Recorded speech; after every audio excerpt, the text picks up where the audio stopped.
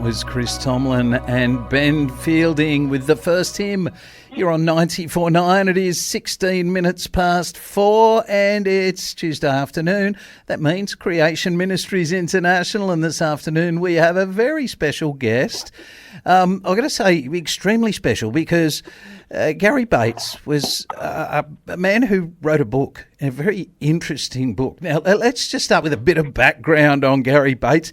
Gary Bates has been the head honcho of Creation Ministries International, so he knows all about Creation Ministries.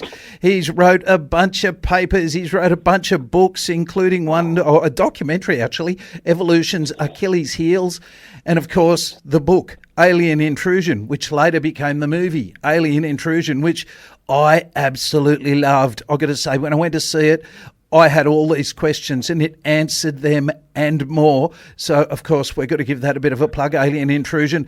And Gary Bates, I believe he was given a very special doctorate for basically all the work he's done. So it's an honorary doctorate from Whitfield Theological Seminary for his wide-ranging research into extraterrestrial phenomena. So it's Dr. Gary Bates, and he should know, Dr. Gary, if aliens have green blood or not. If you watch Star Trek and you believe in Vulcans, yes, they would, and Romulans. Some Star Trek geek will pick me up if I don't mention them as well. But it's and welcome an interesting to the program. Subject. Thank you, thanks, Mick. I was a garden variety science fiction fan, and I was looking, at that subject, and I noticed that, whether you watch Star Trek, Star Wars, or any movies really about sci-fi today, they're predominantly based upon the alien hypothesis. Mm-hmm. And whenever you see, movies about aliens, often the aliens look different. Like you say, they got green blood or 4 arms and legs or whatever. And the reason that is, and it's subtle, most people don't realize it, but Star Trek, the series, picks this up quite well, is that in a billions of years old universe, then life has evolved at different stages and different times all over the universe. Yep. And so therefore, life, has taken a left turn or a right turn compared to the Earth, and ultimately that's why aliens look different. Star Trek won't interfere with the culture unless they've developed warp drive technology. So, they're basically looking at what stage of their technological evolution they might be at. And the very idea that people can fly around the galaxy and hyperdrive or warp drive spaceships, etc., is predominantly based upon that idea. So evolutionists might say, if they believe we're in a 13.7 billion-year-old Big Bang universe, that our Milky Way, our Earth's in a relatively young part, and therefore there could be, basically thousands, millions potentially of alien civilizations out there who've advanced in their technology. And when I started to research the subject, I found that it really wasn't a benign subject, that there was a much deeper, darker side. And, over 20 plus years now, because I've written the book and then the movie, I've literally had hundreds and hundreds, well, actually, it wouldn't even be hundreds, honestly, Nick, it'd be in the thousands, of people who've written or contacted me or left comments. But I've personally met hundreds of people who've seen things in the sky that they can't explain, and more disturbingly, people who believe that they've actually been abducted by aliens. And now so you're a doctor of extraterrestrial phenomena. Now, you have literally studied this. Have these people really been visited by aliens? Not in the sense of extraterrestrial visits. So obviously at Creation Ministries International, we're a Bible-first ministry. So, I want to say this because people can have all sorts of experiences. The Bible would indicate that we exist also in the spiritual realm. Both you and I are physical beings, but we're also spiritual beings, and the Bible's pretty clear that there is a spiritual realm, and we've had visitors from that realm, both good and bad, and we should recognize as Christians over millennia that they've taken various forms. And so what I discovered is that the idea of angelic, or what people might call demonic manifestations, has been going on for centuries, including the phenomena of seeing vehicles in the sky. If you remember the movie, we wrote about Alexander the Great. Claimed that he saw flying shields that attacked his army. In the late 1800s, early 1900s, there were airship waves. And what I started to realize is that these seem to manifest in accordance with the cultural understanding of the day. Yes. In the 1800s, wouldn't be much point in appearing, like a silvery rocket ship, because no one would understand what it was like, but they would understand what is an airship. And even in the 20th century and early 21st century, again, the phenomenon manifests in a way that people understand. And believe it or not, it tends to mirror sci-fi. Now, when it comes to abductions, the reason I mention that and spiritual phenomena is if we take a Bible-first approach, and we can discuss this because this is the most contested part that I get from believers, Christians, is that I believe the Bible does not allow for the creation of intelligent, sentient, kind of, moral, decision-making capable life like human beings elsewhere in the universe. And in that respect, human beings are unique. So therefore, we have to say, if people are having these experiences, and they are, and that's the first point I want to make, we should never be dismissive of somebody's experience. But what we have to determine is the truthfulness of that experience. When it stands, a little grey alien, claiming to be an alien, stands at the bottom of your bed in the middle of the night, and he says, I'm from the planet Zook. Well, is he really? Or is there something more sinister and malevolent going on? Yep. I find it interesting. You say that, way back they saw sort of flying shields, and then more recently they were flying sort of balloons, and nowadays it's flying saucers. But interesting how the flying saucers sort of came out before humans had created drones that fly in the same way that flying saucers fly. And, I mean, it's almost like these things are just before what we really have. Does that make any sense? Yeah, it does. Well, what happens, as I said, it tends to mirror technology of the day. So the term flying saucer, believe it or not, had its genesis in the late 1940s. I think it was around 1947. I've written about it in my book. Kenneth Arnold was a businessman, and he was flying his light plane over Mount Rainier up in northwestern America, Washington State. And he said he saw 9 shaped discs that buzzed his aircraft. And over the following week or so, some sketches of them appeared in the newspaper. And the term flying saucer was coined then. And that later that year and the next year, it caused an explosion of sightings. So this is an important point. So something became kind of media sensationalized in the day, this man's experience, and all of a sudden people started looking up. I wonder if I saw something. Now, still to this day, after, some 80 years of research, well over 90% of these alleged UFO sightings can be explained as either man-made or natural phenomena, lenticular clouds, formations. Believe it or not, the most mistaken UFO is the planet Venus, because it appears early in the night sky and glows, and it doesn't twinkle like a star. But the issue there is it's lay people that are looking up, and they don't know what they're looking at. The International Space Station, you can actually see flying overhead on a clear night.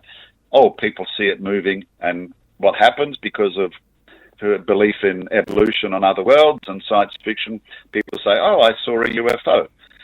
But a UFO doesn't mean an unidentified flying object, does it? In the common vernacular, it ultimately means, it's an alien spaceship, piloted by ETs. So that's a significant point, because once people started to look up and expecting to see things, they tend to, in some respects, see what they want to see. But as I've said, well over 90% can be explained. MUFON, Mutual UFO Network in the United States, and they have branches around the world, as the world's largest clearinghouse for UFO investigations. And they're the ones that can confirm what I'm saying. So it's not just little, Joe Christian trying to say that you can explain them all away. But as I say, there are a small percentage of these things, Mick, that we can't explain away. Like some of those ones we see on TV that the US military or the Air Force have actually come across. They look pretty sort of convincing. Admittedly, they're always a little bit blurry. But look, it's that time of the afternoon. We're going to go into a little break. We are speaking with Gary Bates from Creation Ministries International. He's been talking to us about aliens, which is really, really interesting. If you do have any questions, please send them through to our text line, and we can answer them live on air. That text line number is 0401 949 949. And right now we're going to go into a little break, and we'll come back to Gary Bates, Dr. Gary, of course, Doctor of Extraterrestrial Phenomena. You're on 94.9. It is 28 past 4. That was Abigail Dewan with Rebound. You're on 94.9. It is 22 minutes to 5. And it's Tuesday afternoon. That means Creation Ministries International. And of course, if you ever have any questions, just head to creation.com. Great resource, thousands of pages of information, and a lot of them have been written by the gentleman that we're speaking to right now, Gary Bates from Creation Ministries International. He used to be the head honcho of Creation Ministries, and he also wrote the book, the Alien Intrusion book, and directed the movie, produced the movie. And of course, we've been talking about aliens. Gary, you were saying earlier, you should never discount what a lot of these people have mentioned to you about, these visitations and that sort of thing. Obviously, you believe these visitations are real. Can you shed some light on that? Yeah, sure. Well, the experience, I said earlier, the experience can be real, but in terms of it manifesting or claiming that it's alien or from another planet or etc., is that truthful? And I can, hopefully we have time to mention why the Bible discounts the idea of alien life. But look, typically what happens, somebody's in bed at night, or they might even be driving their car and they see something. Sometimes it might be a vehicle or a being appears in their room. And then commonly what happens is there's a factor known as missing time. They'll wake up an hour, 2 hours, 3 hours later, see that the clock on the dashboard is wound around, and they don't have any recollection of that experience. But because it's got this alien UFO link, they'll often go off to a UFO research center. Often they'll get hypnotized because they believe that the missing time holds regressed memories. And then they have all sorts of weird stories about allegedly being on board a spaceship, meeting alien beings. And then listen to this, very commonly it's claimed that they meet Jesus on the spaceship, or Buddha or Muhammad. And they have all these religious ideas that, or everybody's just getting on and living in peace and harmony and so on. And look, there's a myriad of ideas, and I've just touched the surface there.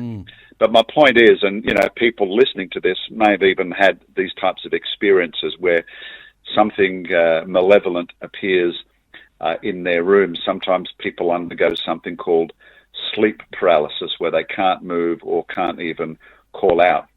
And so when I started to research this, there's a pattern, it's called the classic abduction syndrome, that's used by secular researchers, and something I found very good. It's like having a set of symptoms that people undergo, so you can determine whether they've had one of these genuine experiences or it's been purely psychological or made up. Yep. And when I started talking, when the book came out and I started talking on this, I'd be speaking in a church on the subject, for instance, and, I might see a gentleman or somebody sitting over on their own. And very quickly I learned that they'd just come into the church because they may have had an experience and they've never really spoken to anybody about it. and they've come to hear what I've said. And what the biggest surprise I got, Mick, is they would come up to me at the end, and they would say things, "It was just like you said, Gary, that's what happened to me."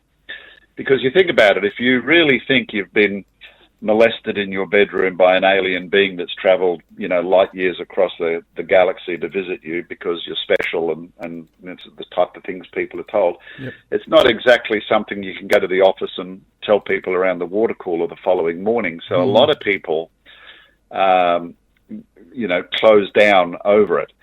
And so that's why I said we should never discount the experience. And Creation Ministries, you're probably aware, we have a lot to say. But on this issue, I learned that this is one area I needed to shut up and listen to people because they've never had any closure. So they started coming to me and saying, well, what really happened to me? And rather than discount the experience, I'd say, well, what were you told? And that's when I'd get these stories about religious beings on the ship, or that the aliens were our creators. And these are all people that haven't met each other. That's right. The experience, any serious researcher will tell you that there's a parallel. They've never met each other. They're not all watching the same science fiction movies. So something is genuinely happening to them. And a very common one is that Jesus is just an advanced extraterrestrial. He's really not the Son of God, right? So that it's by virtue of his advanced technology. That's how he can turn water into wine and raise the dead and all this type of stuff. So you can see the insidious nature of what people are being told. And, I'm one of the few creation guys, to be honest, that's done a lot of secular TV interviews and secular radio interviews because of the nature and the popularity of the subject. Yeah. And exactly the same thing. I get people contact me. I get people coming and saying, yep, it was just like you said. And I found that on this subject, it was a way that I could kind of cross that divide that's sometimes there between the Christian and the secular, because, and I'm certainly not trying to self-aggrandize, but people would say, oh, and actually he must know what he's talking about because that's the experience I had. That's exactly what happened to me. Yep. And so because they've never had closure, they kind of seek me out. And then I could explain to them that what was happening is they were undergoing a spiritual deception. And this deception, as a wise man once said, there is nothing new under the sun. And it's taken a myriad of forms for as long as human beings have been about. I mean, right back there in the garden, the very first deception occurred when a being named Lucifer, which means being of light or bearer of light, something synonymous that we attribute to God, right? Being light, turned around and said, did God really say? And so, that's exactly what's happening today. So, we shouldn't just immediately say to people, oh, let me tell you what's happening to you. Oh, it's demonic. Because to them, no, that doesn't make sense because, I had a real experience. You can't say that. So you've got to walk them through it. You've got to, not necessarily affirm everything that's happening to them, but you need to listen. And if they sound genuine, you can say, well, I believe you had an experience. Yes. But what makes you think it was alien? And that's the conversation I had. Why do you think it was a being from another planet? And then you can go through, well, how does it make sense? How can they travel millions of light years to get here? And then you talk about the messages that they're told. And really, that's where you can unpick it because that's where the story is full of holes. I remember you mentioning, like in the movie, people who called out to Jesus. The manifestations seem to go away. That's the clincher, isn't it? Because as one former abductee said there who became a Christian, he said, how could it be that you have these beings who fly millions of kilometers across space and they tremble and disappear at the name of a supposedly religious mythical figure? And a collaborator, fellow researcher, Joe Jordan, who was a senior researcher with MUFON, who I mentioned earlier, he's now got over 400 cases where these alleged alien abduction experiences have been halted by people calling out on the name of Jesus Christ. And in the movie, as you said, people can see that for themselves, the testimonies of these people who've had these experiences. And you can even still see to this day, it's traumatizing for some of them to relive the event. But they've come to faith in Jesus because obviously they flee at his name because he is the creator of them. Yeah. Deceptive, angelic beings. That's what we're dealing with. Absolutely. Now, the movie Alien Intrusion, can you still see that? Absolutely. You can go to creation.com. You can buy the DVD, or you can stream, in fact, from creation.com now. So you can you get the Blu-ray version, or whichever version you like, or you can get it on a DVD. And also the book. The book, obviously, the movie's 2 and a bit hours, but the book is much more comprehensive. It's not a difficult read because I write it almost in a bit of a sci-fi style, because the aim there was to reach also non-believers as well as believers. So if you are talking to someone, it's a difficult subject unless you've researched it. I would just say, look, if I get you a book or a DVD, would you be interested in reading it or watching it? And as you said earlier, I've got hundreds of articles on creation.com if people just want to type in aliens or UFOs. Well, they can type in my name, Gary Bates, and then you go down and it's got a section there that shows all the articles I've written on that particular subject. Yes, well, I know I saw the movie at the Evoca Beach Cinema and it was awesome. I know everybody loved it that walked out just listening to the chatter. Now, you did mention, I know we've only got a minute left, but you mentioned before that you might be able to tell us about, why aliens can't get to Earth. Well, when we read the book of Genesis, Adam's fall was universal because God created the heavens and earth, which means everything, the eons, it says in Hebrews, and those same heavens and earth are reserved for destruction. So I'm not talking about, bacteria on Mars. I'm talking about alien life that's capable of, allegedly building spaceships and visiting the earth. So, to quote Star Trek, poor old Mr. Spock, he and his fellow Vulcans get cancer, diseases, and die because of what Adam did. And then at the end of time, when God rolls up the heavens and earth like a scroll, they get rubbed out with no hope of salvation. And so that really would make God an ogre, and that's not what he is. Most people get stuck on this, Mick, because why would God have made a universe so big just for us? But the very first verse in Genesis, in the beginning, God... Let's just stop there. He was there before he made the heavens and earth. So he does not exist in time, and therefore the heavens and earth is not big to him. So if people just go to creation.com, type in, did God create life on other planets? There is an article there that explains all the theological issues with the idea of God creating ET life. That sounds fantastic. Of course, that website is creation.com. And we've been listening to Gary Bates from Creation Ministries International, who wrote that Alien Intrusion book and directed the movie and wrote a whole lot of other books. And I hope we get to speak to you again fairly soon. Sure. Gary Bates, or Dr. Gary Bates, he likes being called Gary Bates. So we thank you so much for your time this afternoon. Really, really appreciate it. My pleasure. All the best to you. And see you, folks. You are on 94.9. It is 10 minutes to 4, and it's time for us to have a quick peek at the roads.